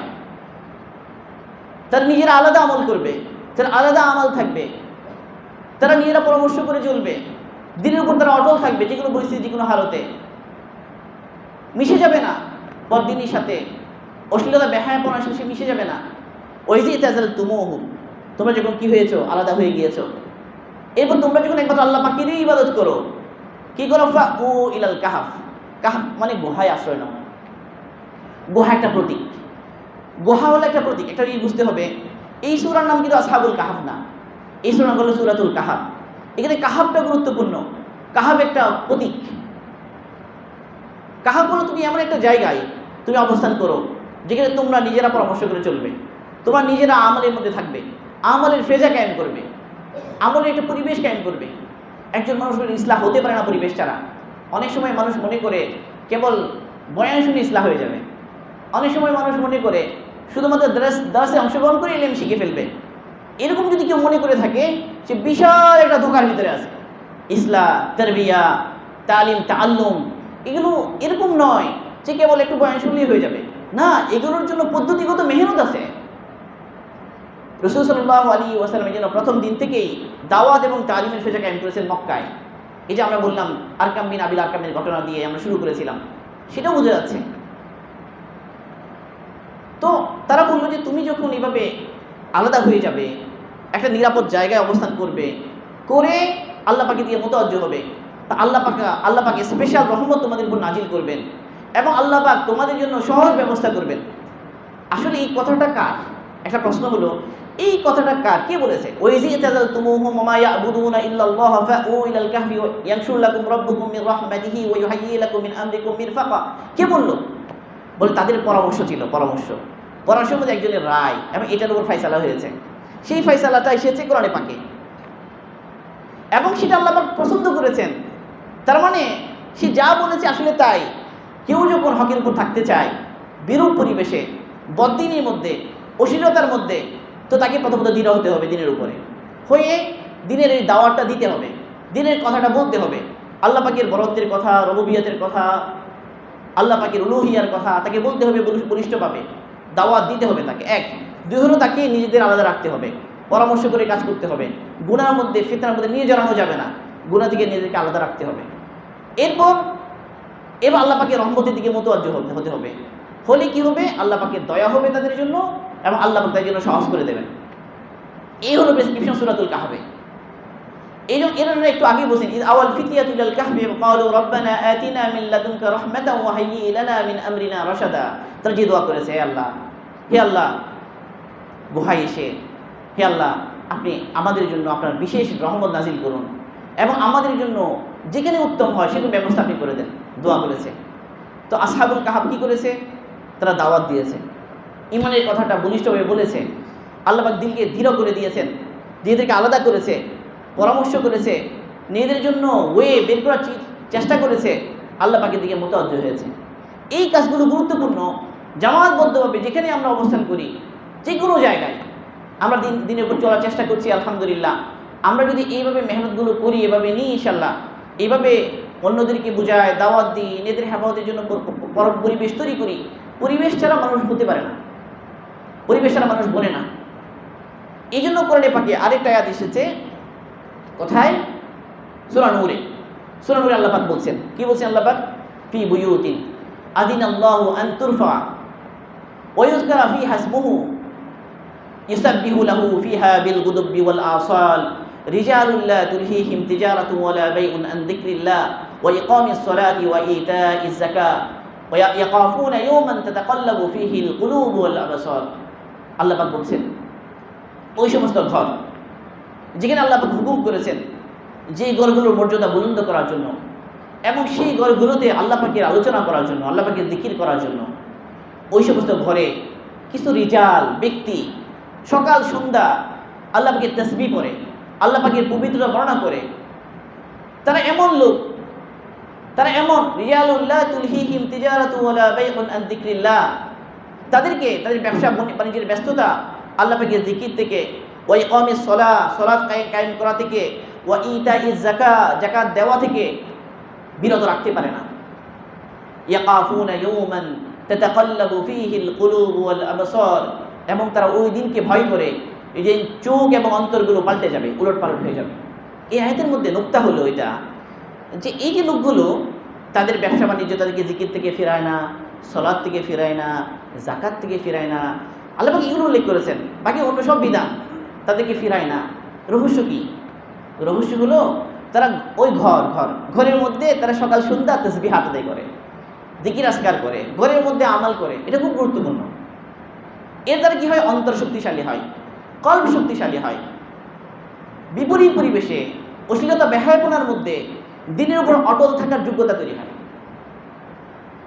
পরিবেশ গুরুত্বপূর্ণ, যেখানে আমরা থাকি না কেন ইমানদারগণ জামাতবদ্ধভাবে আমল করা গুরুত্বপূর্ণ। এটা এক। দুই হলো আমাদের বাড়ি যেখানে আমরা থাকি, সেই ঘরের মধ্যে পরিবেশ বানানো, এটা একটা গুরুত্বপূর্ণ। এটা সূরা তুরের এক আয়াত থেকে বোঝা যায়। সে আয়াতে প্রসঙ্গ আসছে জান্নাতীরা জান্নাতের মধ্যে একজন একজনের সাথে গল্প করবে, বসে বসে গল্প করবে। গল্প করতে গিয়ে তারা দুনিয়ার কথাগুলো বলবে, দুনিয়ার যে তাদের হালত ছিল, অবস্থা ছিল, সেগুলো বলবে। সেগুলো বলতে গিয়ে তারা এই কথা বলবে, ওয়াকালু কুন্না নাহনু ফি আহলিনা মুশফিকিন, ওয়াকালু কুন্না নাহনু ক্বাবলু ফি আহলিনা মুশফিকিন। পূর্বে মানে দুনিয়াতে আমরা আমাদের পরিবার বর্গদেরকে নিয়ে বড় ভয়ের মধ্যে ছিলাম। কিসের ভয়? আখিরাতের ভয়। কিসের ভয়? আল্লাহ পাকের ভয়। কোথায়? ফি মাদ্রাসাতিনা, এরকম বলে নাই, আমাদের ক্যাম্পাসে এই কথা বলছে না। কোথায়? ফি আহলিনা, পরিবার বর্গ নিয়ে ঘরে। অর্থাৎ ঘরের মধ্যে তাদের ইমানের আলোচনা ছিল, তালিমের হালকা ছিল, ইমানের কথা চলতো, ইমানের আমাল চলতো, ঘরের লোকদেরকে দিনদার বানানোর জন্য ফিকির হতো, চেষ্টা হতো। এই কারণে কি হয়েছে? তারা ঘরের মধ্যে সবাই একসাথে আকীদামুখী হয়েছে, সবার অন্তরে আকীদাতের ভয় এসেছে। ফলে আল্লাহ সুবহানাহু ওয়া তাআলা এখন জান্নাতে পৌঁছে দিয়েছেন, লাকাদ মান্নাল্লাহু আলাইনা ওয়া ওয়াকানা মিন আযাবিস সামূম। এখন আল্লাহ সুবহানাহু ওয়া তাআলা আমাদেরকে বিষাক্ত আযাব থেকে বাঁচিয়ে দিয়েছেন, আমাদের উপর ইহসান করেছেন। যাই হোক, আমাদেরকে পরিবেশ তৈরি করতে হবে। পরিবেশ দ্বারা ইসলাহ হয় না। পরিবেশ দ্বারা কি হয় না? শুধু বয়ান শুনে ইসলাহ হয়ে যাবে না, শুধু ইউটিউবের বয়ান শুনে আপনি ইসলাহ হতে পারবেন না, সোশ্যাল মিডিয়ায় লম্বা লম্বা পোস্ট করে আপনার ইসলাহ হয়ে যাবে না, কেবল কিছু কিতাব পড়ে ফেলে আপনার ইসলাহ হয়ে যাবে না। মানে ইসলাহ সংশোধন, নিজেকে উত্তম বানানো, আত্ম উন্নয়ন, আত্মসংশোধন, এটাকে সিস্টেমগত মেহনতের নাম। তরতিবের সাথে এখানে মেহনত করতে হবে ইসলামের সাথে, ইসলামের জন্য, সংশোধনের জন্য। এর নিজস্ব রূপরেখা আছে, সেভাবে করতে হবে। আল্লাহ আমাদেরকে তৌফিক দান করুন। আর দুই হলো একাকিত্বে যখন আমি কোনো গুনাহ প্রলোভনে পড়ে যাই তখন কি করব? এটার জন্য সূরা ইউসুফের মধ্যে ওই ঘটনা এসেছে। আল্লাহ পাক বলছেন, ওয়াগাল্লাকাতিল আবওয়াব ওয়াকালাত হাইতা লাক ক্বালা মাআদাল্লাহ ইন্নাহু রাব্বি আহসানা মাসওয়ায়া ইন্নাহু লা ইউফলিহুয যালিমুন। ওই বিশেষ ঘটনাটা, জুলাইখা ঘরের সব দরজা বন্ধ হয়ে গিয়েছে, ওয়াগাল্লাকাতিল আবওয়াব, সব দরজা বন্ধ, ওয়াকালাত হাইতা লাক, আসো এখন, মানে বাসনা পূরণ করার জন্য, মনের চাহিদা পূরণ করার জন্য, গুনার আহ্বান, গুনার ডাক। ইউসুফ আলাইহিস সালাম কি করলেন? বললেন মাআদাল্লাহ, আমি আল্লাহ পাকের আশ্রয় চাই। যে কোনো গুনার মুহূর্তে প্রথম কাজ, গুনার মাহলে, গুনাহ যখন অনেকভাবে টানে আমাদেরকে, প্রথম কাজ আল্লাহর দিকে মুতাওয়াজ্জহ হওয়া। আল্লাহকে বলে যে আল্লাহ তুমি আমাকে বাঁচিয়ে দাও, তুমি আমাকে বাঁচিয়ে দাও, তুমি আমাকে বাঁচিয়ে দাও, এই অবস্থায় তুমি আমাকে বাঁচিয়ে দাও। দোয়া, দোয়া করে কি শেষ নাকি একটা দৌড় লাগাতে হবে? নাকি দোয়া করে শেষ নাকি একটা দৌড় দিতে হবে?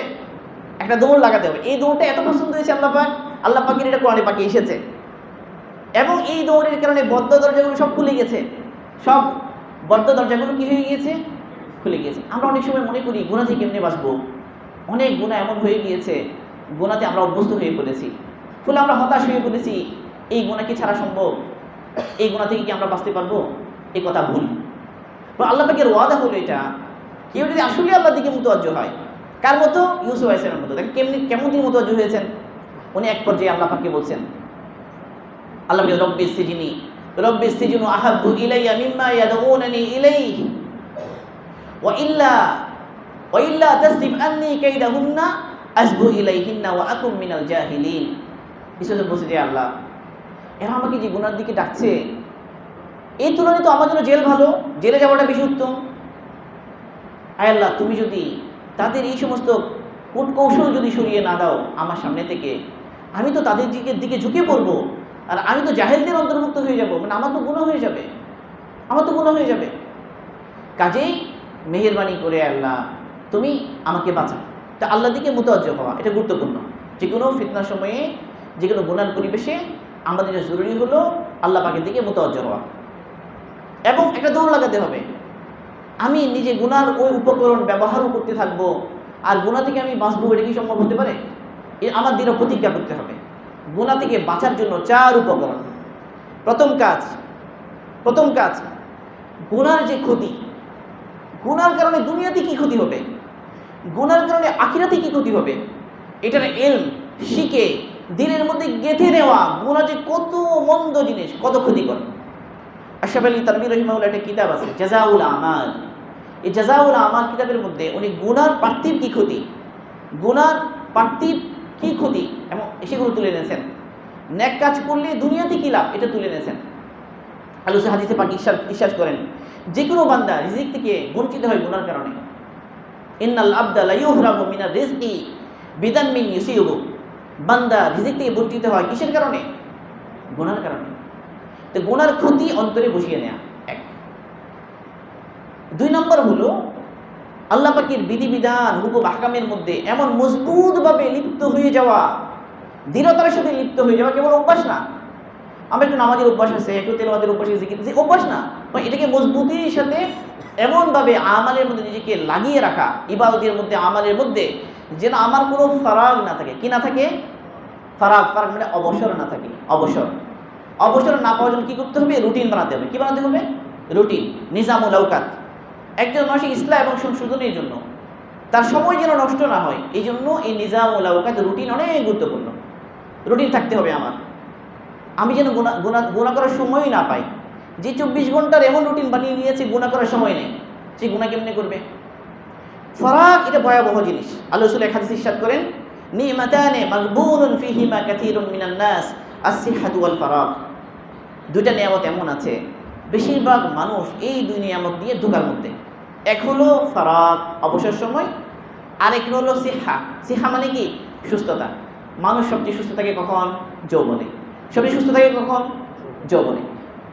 কোনো মানুষের জীবনে 3 জিনিস একত্রিত হয়, তাহলে সমস্ত ধ্বংসের উপকরণ জমা হয়ে যায়। কয় জিনিস? কোনো মানুষের 3 জিনিস যদি জমা হয়ে যায়, তাহলে তার জন্য ধ্বংসের সব উপকরণ জমা হয়ে যায়। এক কবি বলছেন, ইন্নাশ শাবাবা ওয়াল ফারাগা ওয়াল জিদা মাফসাদাতুন লিল মারই আইয়ু মাফসাদা। তিনি বলছেন যে এখনো যৌবন, 2 হলো অবসর সময়, 3 হলো টাকা পয়সা। জোয়ানি আছে শরীরে, অবসর হয়ে গেছে, পড়াশোনার ফাঁকি অবসর হয়ে গেছে, পড়াশোনা এখন করা লাগে না, ইউনিভার্সিটিতে পরীক্ষা কাছে আসলে পড়তে হয়, এর আগে না, এরকম বিভিন্ন ধোঁকা। কখন ইউনিভার্সিটি খুলবে, ফ্রি, বিভিন্ন অনেক টাইম, অনেক মুহূর্ত ফ্রি আছে। ফারাগ, যৌবন, ফারাগ, টাকা পয়সা। টিউশনি করি, টাকা পয়সা আছে, 1000, 2000, 4000, 10,000, 20,000 টাকা হাতে আছে, নগদ টাকা আছে, ফারাগ আছে, জোয়ানি আছে। তিনি বললেন মাফসাদাতুন লিল মারই আইয়ু মাফসাদা।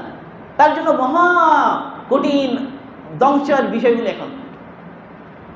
ওই কবি আরেক জায়গায় বলছেন, লাকাদ হাজাল ফারাগু ইলাইহি শুগলা ইন্না আসবাবাল বালাই মিনাল ফারাগি। তিনি বলেন যে ফারাগ মানে অবসর সময় পেয়ে তার নফস এমন উত্তেজিত হয়েছে গুনাহ করার জন্য যে এই গুনাহই তাকে ব্যস্ত করে দিয়েছে। তিনি আফসোস করে বলছেন, ইন্না আসবাবাল বালাই মিনাল ফারাগি।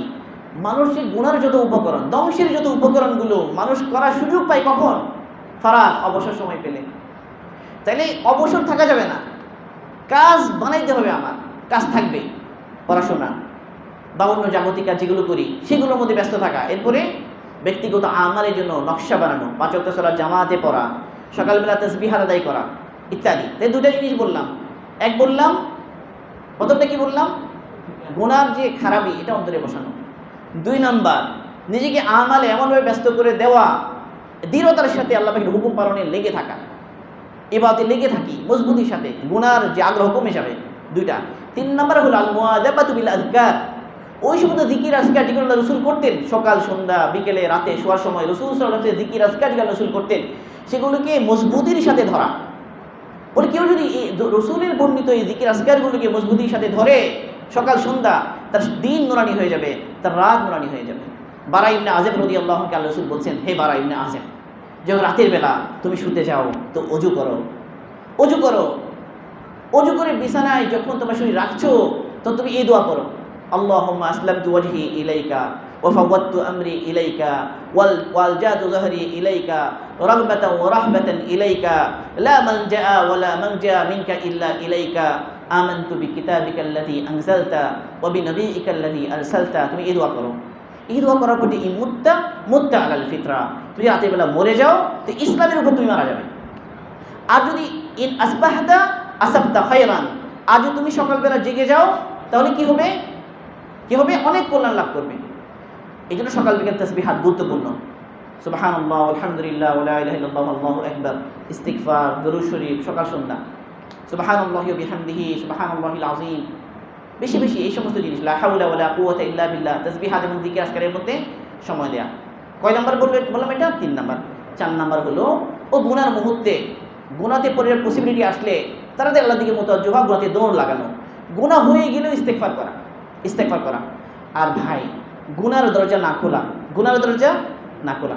আল্লাহ রাসূল এক হাদিস বর্ণনা করেছেন, ইমাম তিরমিজি রাহিমাহুল্লাহ তার সহিহর মধ্যে এনেছেন। সাহাবী বলছেন, ক্বালা রাসূলুল্লাহ সাল্লাল্লাহু আলাইহি ওয়াসাল্লাম, দারাবাল্লাহু তাআলা মাসালান সিরাতান মুস্তাকিমা আলা জামবাতি এই সিরাতি সূরান। আল্লাহ রাসূল বলছেন যে আল্লাহ সুবহানাহু ওয়া তাআলা হক পথের উদাহরণ দিচ্ছেন, একটা সরল পথ, তার 2 পাশে সূরান, 2টা ওয়াল, 2টা প্রাচীর, ফিহা আবওয়াবুন মুফাত্তাহা, এই যে প্রাচীরের মধ্যে ওপেন কিছু দরজা আছে, দরজার মধ্যে পর্দা দেয়া, পর্দা ঝুলছে। এই পথের মাঝখানে একজন দায়ী আছেন, আহ্বানকারী। সে বলছে, ইয়া আইয়ুহান নাস উদখুলুস সিরাতা জামিআ ফালা তাতাআওয়াজু, হে লোকেরা তোমরা সবাই এই সিরাত সোজা পথ দিয়ে চলো, খবরদার আঁকাবাঁকা হইও না। আর ওই দরজাগুলোর উপরে আরেক দায়ী আছে, সে বলছে, সে তাকে ডাকতে থাকে, ইযা আরাদান নাসু মাইয়াফতাহা শাইআন মিন তিলকাল বাব মিন তিলকাল আবওয়াব, যখনই কোনো ব্যক্তি ওই যে ওপেন পথ আছে না, খোলা ওয়ালে, এগুলো দিয়ে কেউ যখন উকি মারতে চায়, ঢুকতে চায়, তখন সে দায়ী বলে, ওয়াই হাক, এই সাবধান, লাম তাফতাহু, খবরদার খুলবা না ওই দরজা, খুলবা না। ইন্নাকা ইন ফাতাহতা ইন্নাকা ইন তাফতাহু তালিজহু, তুমি যদি খোলো ওই দরজা তাহলে তুমি যে ঢুকে যাবে আর এত ক্ষতির মধ্যে পড়ে যাবে তুমি, আর তোমার নিয়ন্ত্রণ থাকবে না। তাহলে রাসূল বলেন এখানে আসিরাত দ্বারা উদ্দেশ্য হল ইসলাম, সূরান দ্বারা উদ্দেশ্য হলো হুদুদুল্লাহ, আল্লাহ পাকের বিধিবিধান। আর আবওয়াবুল মুফাত্তাহা, যেগুলো আবওয়াবুল মুফাত্তাহাতুন, যেগুলো খোলা পথ, সেগুলো তার উদ্দেশ্য হলো মাহারিমুল্লাহ, নিষিদ্ধ বস্তু, হারাম জিনিস। আর যে দাঈ ডাকছে সে হলো কিতাবুল্লাহ, আর এই দাঈ যে উপর থেকে নসিহত করছে সে হলো ওয়াইদুল্লাহি ফি কলবি কুল্লি মুসলিমিন, প্রত্যেক মুমিনের কলবের মধ্যে একজন উপদেশ দানকারী আছে, তার বিবেক, তার অন্তর্দৃষ্টি তাকে ফিরায়, গুনাহ থেকে ফিরাতে চায়। তো আল্লাহ রাসূল বলছেন, ইন তাফতাহু তালিজু, তুমি যদি খুলো তাহলে ঢুকে যাবা। গুনার দরজা না খোলা, কারণ এক গুনাহ আরেক গুনাহকে নিয়ে আসে, এক গুনাহ আরেক গুনাহকে নিয়ে আসে। গুনার দরজাকে খুলে, এই জন্য অনেকেই করে কি, গুনাহ হয়ে গেলে আমল সব বাদ দিয়ে দেয়। হঠাৎ গুনাহ হয়ে যায়, গুনাহ হয়ে সব আমল বাদ দিয়ে দেয়, ফলে আরও গুনাহ করতে থাকে, গুনাহতে অভ্যস্ত হয়ে যায়, আল্লাহ পাকের রহমত থেকে দূরে সরে যায়। খুবই খতরনাক জিনিস। আর নেকিকে টানে। আল্লাহ পাক বলছেন কোরআনে পাকের মধ্যে যে যখন তাদের অন্তরে ছিল রোগ, ফি কুলুবিহিম মারাদুন ফাযাদাহুমুল্লাহু মারাদা, অন্তরে রোগ ছিল, আল্লাহ পাক রোগ বাড়িয়ে দিয়েছেন। তাহলে এই জন্য গুনার দরজা না খোলা। আমরা যা কথা বললাম এসব কথার খোলাসা কি, আমাদেরকে নিজের ইসলাহ সংশোধনের চেষ্টা করতে হবে। এটাকে বললে এই ধরনের ওয়াজ শুনলে হয়ে যাবে না, আমাদের একটা পরিবেশ দিতে হবে, পরিবেশ লাগবে। পরিবেশ মানুষকে পরিবর্তন করে। ঘরের পরিবেশ ঠিক করতে হবে এবং আগে আমাকে ঠিক করতে হবে। আমি ঠিক না হলে ঘরের কে ঠিক করবে? আমাকে ঘর ঠিক করার চেষ্টা করতে হবে। সাথে আমাকে একটা ভালো পরিবেশের সময় দিতে হবে। আজকাল তো ভালো পরিবেশ নাই, সহজে মিলে না। এই জন্য ভালো পরিবেশ খুঁজতে হবে কোথায় পাওয়া যায়। আমরা যারা বিভিন্ন জায়গায় ভর্তি হয়েছি বা ভর্তি হবো বিভিন্ন ইউনিভার্সিটিগুলোতে, ওখানে আমাদের খুঁজতে হবে দিনদার শ্রেণী কারা আছে, কারা দাওয়াতের কাজ করেন, কাদের সাথে থাকলে আমার ইমান আমলে হেফাজত হবে, তাদের সাথে আমার থাকার জন্য চেষ্টা করতে হবে দিনদারদের। ঠিক আছে ইনশাল্লাহ? আল্লাহ পাক তৌফিক দান করুন। আলহামদুলিল্লাহ আমাদের এই যে সাথীরা, ইয়ত ক্লাবের যে জন সাথীরা, তারা এর সাথে তারা আরেকটা প্রোগ্রাম তারা বলেছে। সে বলেছে যে আমরা চাই যে 3 দিনের জন্য একটা ওয়ার্কশপ, 3 days ওয়ার্কশপ ইসলাহ এবং সংশোধনের জন্য। এটার একটা তারিখও তারা নির্ধারণ করেছে, 29, 30, 1। তা আমরা একটা নিয়ত করতে পারি, আমরা কারা কারা এই ওয়ার্কশপে শরীর হব ফর 3 days। আমরা একটু দাঁড়িয়ে নিয়ত করতে পারি। একটু দাঁড়াইছো দেখি, দাঁড়াতে পারি ফর 3 days। মাশাআল্লাহ মাশাআল্লাহ, ঠিক আছে মাশাআল্লাহ। জি, আর কেউ আছেন? আর কেউ দাঁড়িয়ে যান। মাশাআল্লাহ, বসি ইনশাআল্লাহ। বসে আমরা সবাই রেজিস্ট্রেশন করে নিব। অনলাইনে রেজিস্ট্রেশন ফর্ম আছে, ফর্ম পূরণ করে আমরা করে নিব। কারা ওখানে ফর্মের মধ্যে বলা হবে কি কি দিব, আমরা কোথায় আমরা জমা হব, কীভাবে হবে, এটা পরবর্তী জানানো হবে ইনশাআল্লাহ। ঠিক আছে ইনশাআল্লাহ। আচ্ছা, তাহলে কথা তো শেষ হয়ে গেল। তো এখন দোয়া হবে না? ঠিক আছে, একটু দোয়া হবে ইনশাআল্লাহ।